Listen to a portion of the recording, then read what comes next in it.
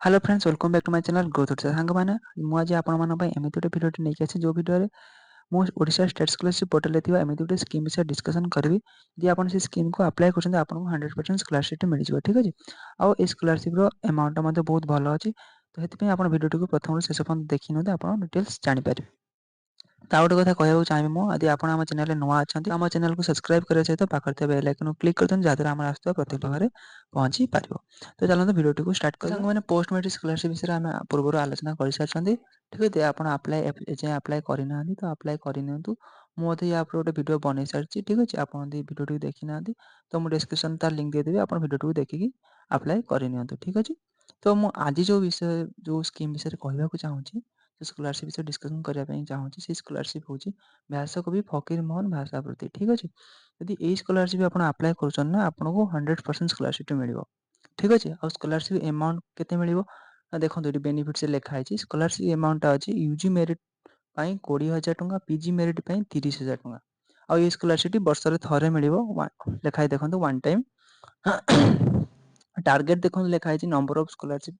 based on the number of applicant receive ठीक अछि तो जेति जण अप्लाई करिवे समस्त की स्कॉलरशिप मिलिबो ठीक अछि तो स्कॉलरशिप क्यों माने अप्लाई करि परिबे क्राइटेरिया कोन अछि तो हम सेटा आपण मानको कहि दउछि ठीक अछि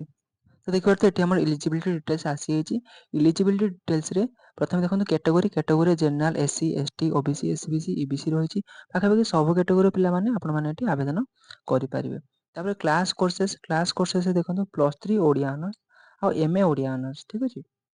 यदि आपण +3 रे ओडिया ऑनर्स रे एडमिशन करि पाठ पढुचंदी किबा पीजी रे ओडिया ऑनर्स रे एडमिशन करि पाठ पढुचंदी तो आपण माने एटी आवेदन करि परिबे तापर देखंतु परसेंटेज देखंतु जे आपण +3 रे ओडिया ऑनर्स रे एडमिशन करि पाठ पढुचंदी तो आपण +2 रे 70% मार्क रखिते दरकार आउ यदि आपण पीजी रे ओडिया ऑनर्स रे एडमिशन करि पाठ पढुचंदी तो आपण एटी +3 रे 60% मार्क रखिते दरकार ठीक अछि तबे जाई कि आपण एटी आवेदन करि परिबे डॉक्यूमेंट कोन रिक्वायर्ड अछि डॉक्यूमेंट रे देखंतु आधार कार्ड स्टूडेंट रो आधार कार्ड दरकार और रेसिडेंट सर्टिफिकेट दरकार स्टूडेंट रो ठीक अछि copy of passbook of bank account with account number and IFSC code of the bank passbook copy account number आउ आईएफएससी कोड ब्रांच रो आईएफएससी कोड दरकार ठीक अछि passport size photo of student passport size student रो passport size photo दरकार और college I card रो college I card दरकार ठीक अछि marksheet of last exam pass ଯଦି ଆପଣ +3 ଆଡମିशन ପାଠ ପଢୁଛନ୍ତି ତ +2 ର ମାର୍କସିଟ୍ ଟା ଦରକାର ତାପରେ ରହିଛି ପିଜି ରେ ଯଦି ଆପଣ ଓଡିଆ ଅନର୍ସ ରେ ଆଡମିशन ପାଠ ପଢୁଛନ୍ତି ତ ଆପଣ ମାନଙ୍କୁ ଏକ୍ସାକ୍ଟ ସେଇ ଡକ୍ୟୁମେଣ୍ଟ ଗୁଡା ଦରକାର ଯୋଉ ଡକ୍ୟୁମେଣ୍ଟ ଆମେ ଟିକେ ପୂର୍ବରୁ କହିକି ଆସିଲେ ଠିକ ଅଛି ତ ଦେଖି ନିଅନ୍ତୁ ଆଉଥରେ ମୁଁ କହିଦଉଛି ତଥାପି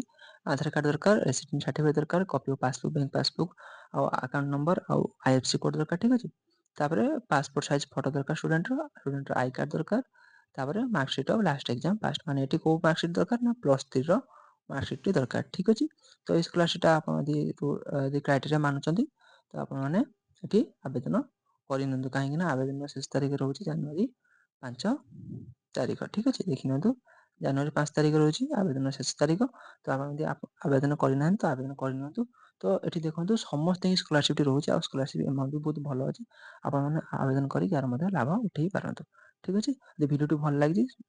ତ ଭିଡିଓଟିକୁ ଲାଇକ୍ କରିବା ସହିତ ଚ୍ୟାନେଲଟିକୁ ସବସ୍କ୍ରାଇବ ମଧ୍ୟ କରିଦିଅନ୍ତୁ ଯଦି କରିନାହାନ୍ତି ଆଉ ପାଖରେ ଥିବା ବେଲ୍ ଆଇକନକୁ ପ୍ରେସ୍ କରିଦିଅନ୍ତୁ ଠିକ ଅଛି ରହିଲି ଜୟ ଜଗନ୍ନାଥ